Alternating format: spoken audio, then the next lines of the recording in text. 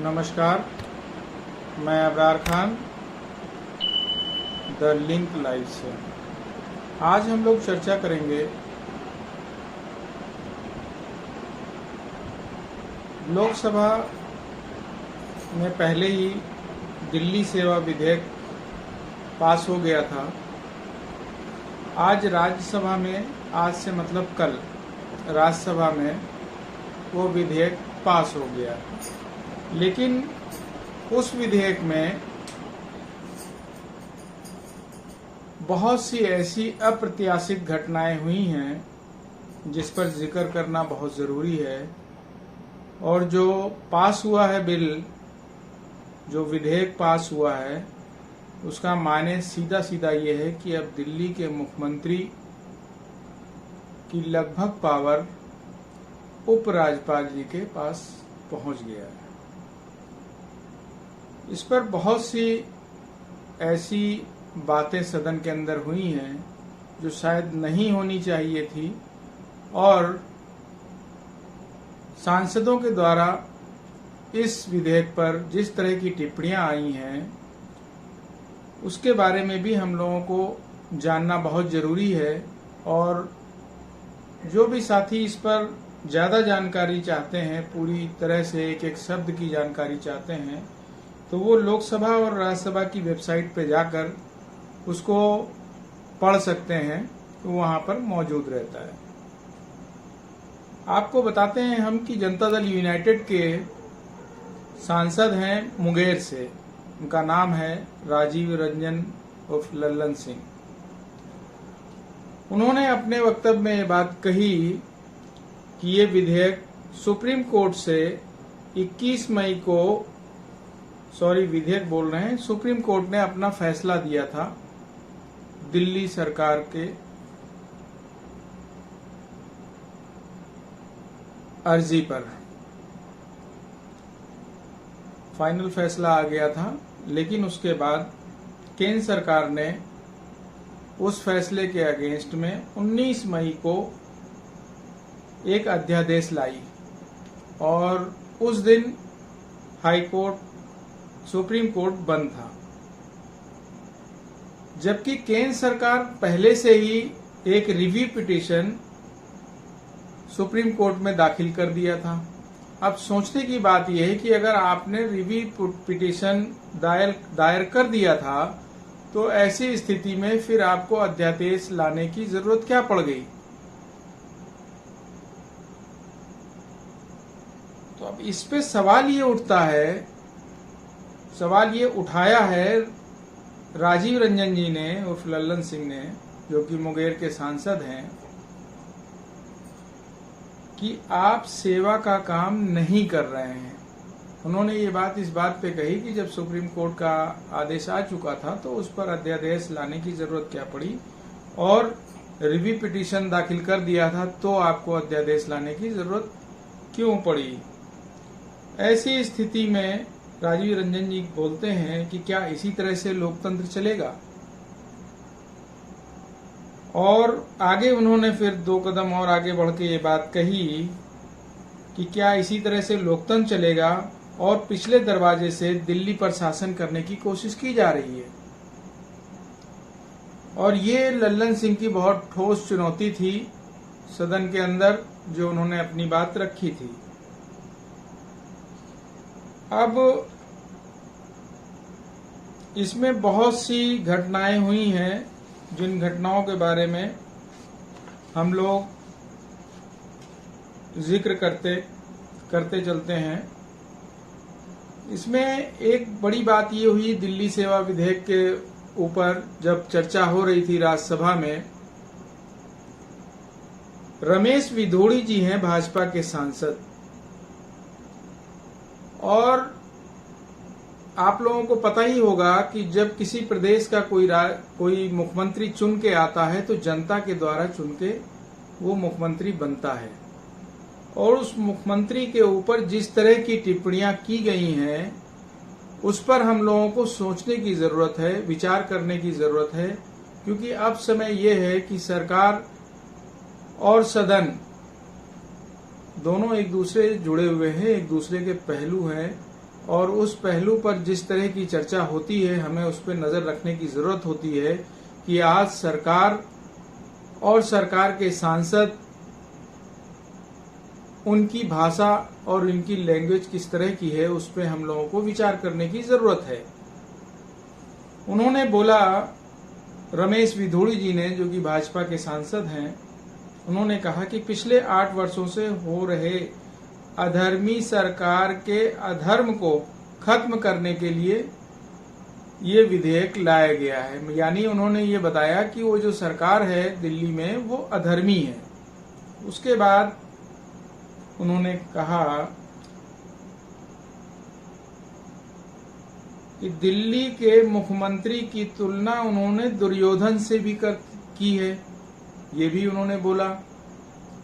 और ये सारी चीजें जो हम आपको बताने जा रहे हैं, जो हम बता चुके हैं, ये सारी चीजें आपको सदन में की जो साइड है राज्यसभा और लोकसभा की, वहां पर आपको मिल जाएगी। उसको वहां पे आप देख सकते हैं आसानी से।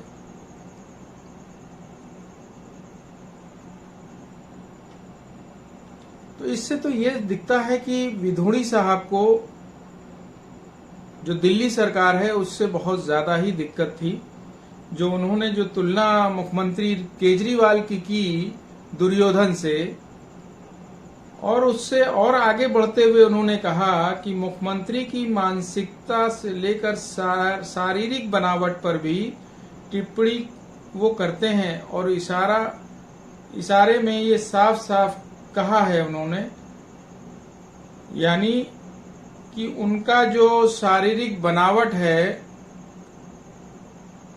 उस पे उन्होंने टिप्पणी की है कि ये बौना, मतलब उन्होंने ये बात कहा कि दुर्योधन लंबा और चौड़े थे, लेकिन ये दुर्योधन थोड़ा बौना है। इस तरह की भाषा का जो उन्होंने वहां पर इस्तेमाल किया, क्या एक सदन के अंदर एक माननीय सांसद के द्वारा एक प्रदेश के मुख्यमंत्री को इस तरह की भाषा का इस्तेमाल उसके लिए करना कहां तक सही है। आगे उन्होंने कहा कि सभापति जी, महाभारत में एक चरित्र था दुर्योधन। मैं आपको शब्द दर शब्द आपको बता रहा हूं उसको। उन्होंने कहा कि सभापति जी, महाभारत में एक चरित्र था दुर्योधन। आज दुख है कि दिल्ली राज्य में भी उसी चरित्र का, उसी नकारात्मक मानसिकता का व्यक्ति इस दिल्ली में दुर्योधन के रूप में बैठा हुआ है। फर्क इतना है कि वह दुर्योधन लंबा चौड़ा और यह दुर्योधन बौना है। सोचिए कि आज इस तरह की भाषा का जो इस्तेमाल किया जा रहा है एक चुने हुए मुख्यमंत्री के लिए, ये कहां तक न्याय संगत है, इस पे विचार करने की जरूरत है। और वो वहां पर ही नहीं रुके, उन्होंने आगे बढ़ के और भी बात कही, वो मैं आपको बताता हूं।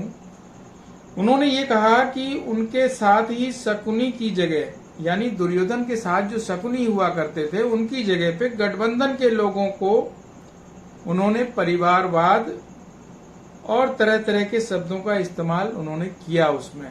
तो सोचिए कि आज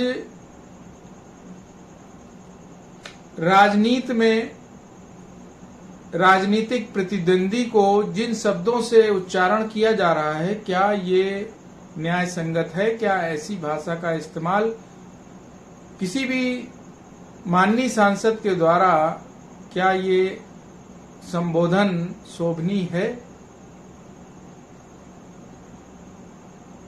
अरविंद केजरीवाल की तुलना बौना दुर्योधन कहना क्या किसी मुख्यमंत्री का अपमान करना नहीं है क्या? संसदीय प्रणाली का ये हिस्सा होना चाहिए? ये सोचने का विषय।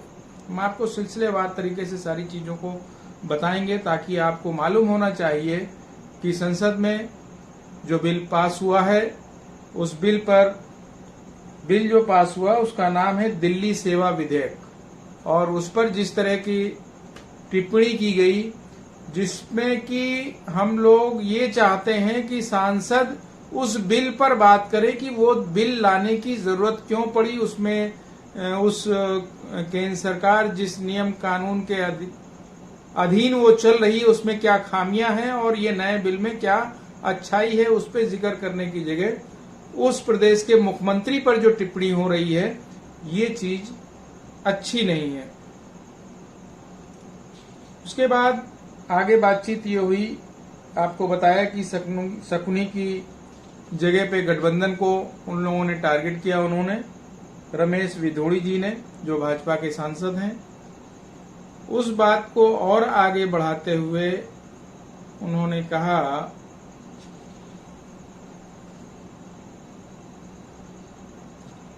अरविंद केजरीवाल की तुलना बौने दुर्योधन से करना किसी मुख्यमंत्री का अपमान करना संसदीय प्रणाली का हिस्सा होना चाहिए या नहीं होना चाहिए, ये तो सोचना हमारे माननीय स्पीकर महोदय का काम है। हम लोगों को ऐसी भाषा शायद सुनने में अच्छा नहीं महसूस हो रहा है। हो सकता है हमारे माननीय उसे पसंद करते हों।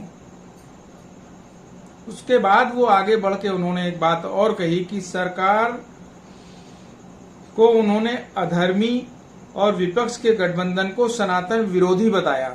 ये सारे वक्तव्य हैं उनके, रमेश विधोड़ी जी के, जो सांसद हैं। उन्होंने क्या कहा कि सरकार अधर्मी है और विपक्ष के गठबंधन को उन्होंने सनातनी विरोधी बताया। अब बताइए कि क्या सदन के अंदर ये नए नए तरीके से विरोध करने का जो तरीका जो अपनाया जा रहा है, नए नए शब्दों को इस्तेमाल करके, ये कहाँ तक ठीक है? और उनके लिए जिन जिन भाषाओं का इस्तेमाल किया गया सदन के अंदर अरविंद केजरीवाल के लिए, क्योंकि ये विधेयक अरविंद केजरीवाल से ही जुड़ा हुआ है, तो उसकी उनके लिए क्या क्या इस्तेमाल किया गया। अरविंद केजरीवाल बौना एक शब्द यूज किया गया उनके लिए, दूसरा शब्द यूज किया गया दुर्योधन, तीसरा यूज किया गया सनातनी विरोधी, चौथा यूज किया गया छलिया, पांचवा यूज किया गया भ्रष्ट और छठा यूज किया गया अहंकारी। तो ये सारे शब्दों के वाण,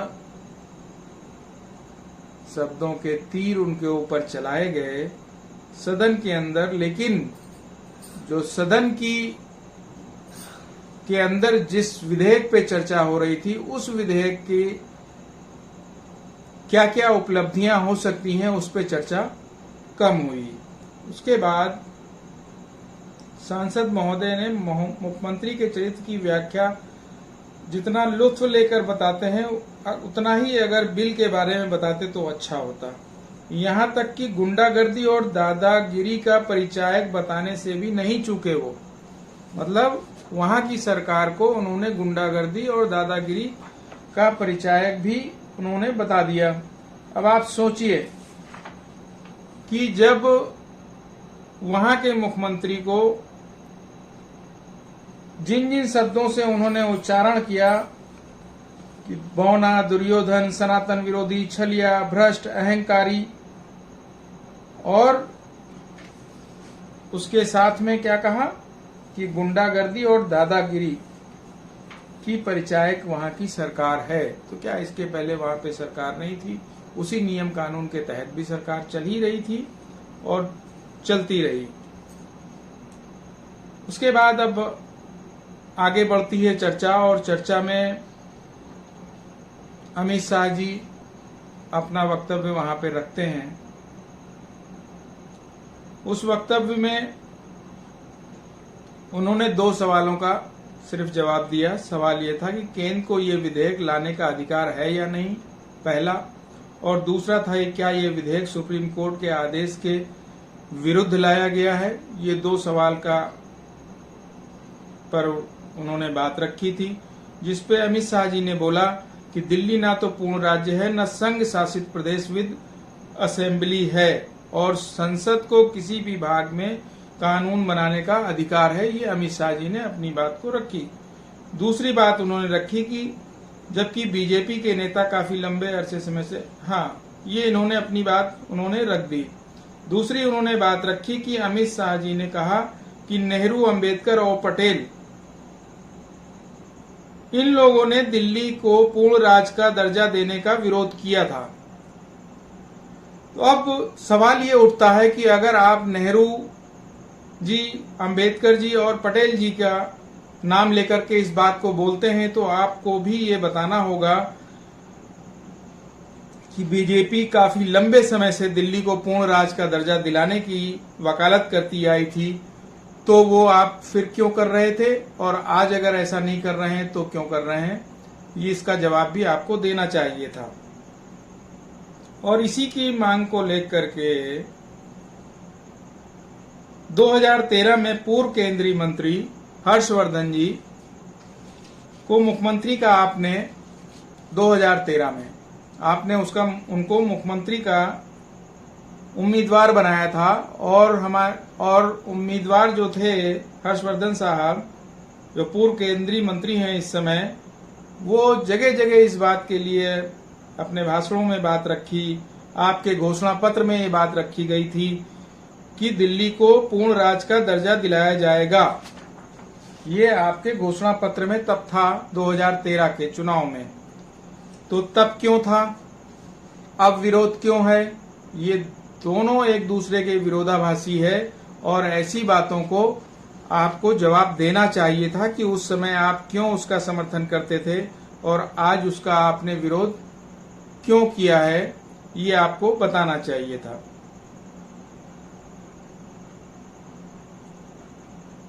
और जो आपने अपने मैनिफेस्टो में दर्ज किया था 2013 के मैनिफेस्टो में, उन जो वादों को आपने छोड़ा या जो मांग आपकी थी उसको आपने छोड़ा, तो इस पर विशेष रूप से आपको जनता को बताना चाहिए था, क्योंकि जनता सदन की कार्रवाई को लाइव देखती है, लाइव समझती है। लेकिन उस बात को आपने दरकिनार कर दिया। उसी बीच में आगे बढ़ती है चर्चा, और राघव चड्ढा ने उस बात को बहुत ही मजबूती से अपनी बात को रखा। उसमें उन्होंने बोला कि उपराज्यपाल को असीमित शक्तियां देना, ये जो बिल है ये उपराज्यपाल को असीमित शक्तियां देता है। अफसरशाही को जुडिशरी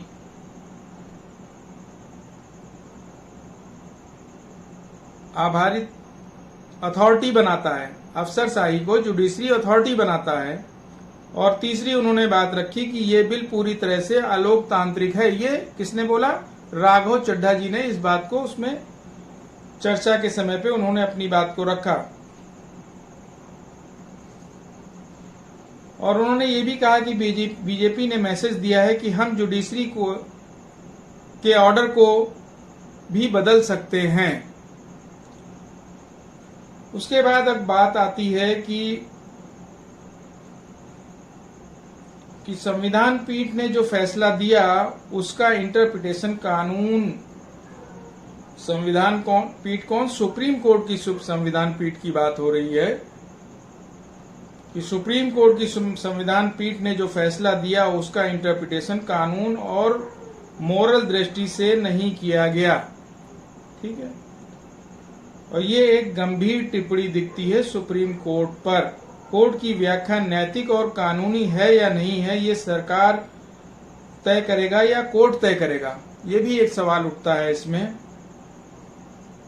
और उस पे ये भी बात निकलकर सामने आई है कि जितने भी भाषण हुए, जितने भी सत्ता पक्ष के, सरकार पक्ष की तरफ से जो इस पे दलीलें दी गई, उस पे ज्यादातर राजनीतिक टिप्पणियां हुई। और इसमें जो बिल था जो पास हुआ उस पर क्या विशेषता हो रही है, उसके वजह से जो है क्या जो विधेयक जो आपका दिल्ली सेवा विधेयक पर जो चर्चा हुई उस पर ज्यादा कुछ नहीं बताया गया, सिर्फ टिप्पणियां विपक्षी दलों पर ज्यादा की गई। अगर प्रशासनिक सेवाओं को कार्यपालिका और विधायिका से अलग कर देंगे तो मंत्रियों का अधिकार पर कोई नियंत्रण नहीं रह जाएगा।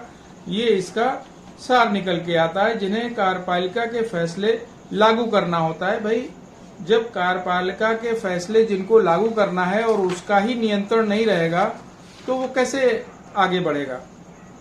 इसमें फिर आगे बात हुई कि भ्रष्टाचारियों पे वार करने से पहले आचरण अलग अलग कैसे हो सकता है। इस पे ये भी बात आई कि केजरीवाल के खिलाफ जो ये दिल्ली सरकार के खिलाफ जो ये बिल लाने की जरूरत इसलिए पड़ी कि केजरीवाल भ्रष्टाचार में लिप्त उन पर आरोप सरकार के द्वारा अक्सर लगाया जाता है। जैसा कि उनके 2 मंत्री अभी जेल में हैं, सिसोदिया जी और जैन साहब, तो उसको लेकर के उन पर भ्रष्टाचार के आरोप लगते हैं। तो वहीं पर अगर भ्रष्टाचार पे अगर बात आती है तो आपको और हमको ये भी याद होना चाहिए कि जिन जिन भ्रष्टाचारियों की बात सरकार ने किया अभी तक, क्या वो भ्रष्टाचारी आज उनके साथ हैं या उनके गठबंधन के साथ हैं या नहीं है, इस पर भी जवाब सरकार को या उस संगठन को देना चाहिए, जिसमें आपको मुख्य रूप से हेमंत विश्व शर्मा और बहुत से नाम हैं, जिसमें अभी करंट नाम आपका जुड़ा है एनडीए में, जिनका नाम है अजीत पवार, जिसपे 70,000 करोड़ का आरोप लगाया गया था और फिर उसको उप मुख्यमंत्री बनाया जाता है। तो सोचिए कि भ्रष्टाचार कहाँ नहीं है और उसकी दुहाई देने का क्या मतलब है, उसका क्या सेंस बनता है, ये सोचने का विषय है। बाकी जिस तरह से लल्लन सिंह ने अपनी बात मजबूती से रखी, राघव चड्ढा ने अपनी बात रखी, उसमें अभिषेक मनु सिंघवी साहब ने अपनी बात को बहुत मजबूती से एक एक बात को क्लियर करके रखा कि किसके किसके अधिकारों का हनन हो रहा है और किस किस के अधिकार के तहत किसको दबाया जा रहा है। बहुत क्लियर करके इस बात को उन्होंने रखा। उसके साथ में झा साहब ने उन्होंने बहुत मजबूती से बात को वहां पर रखी। तो ये जो पूरी चर्चा हुई, जिसमें कि सरकार के भाषण में सुप्रीम कोर्ट की व्याख्या नहीं मिली। सरकार को जब वक्तव्य आज दिया जा रहा था तो सुप्रीम कोर्ट की व्याख्या भी वहां पर जरूर रखनी चाहिए थी कि सुप्रीम कोर्ट ने जो आदेश दिया वो क्या ऐसा आदेश था कि जिसकी वजह से उन्हें सुप्रीम कोर्ट के खिलाफ जाकर के इस अध्यादेश को लाना पड़ा।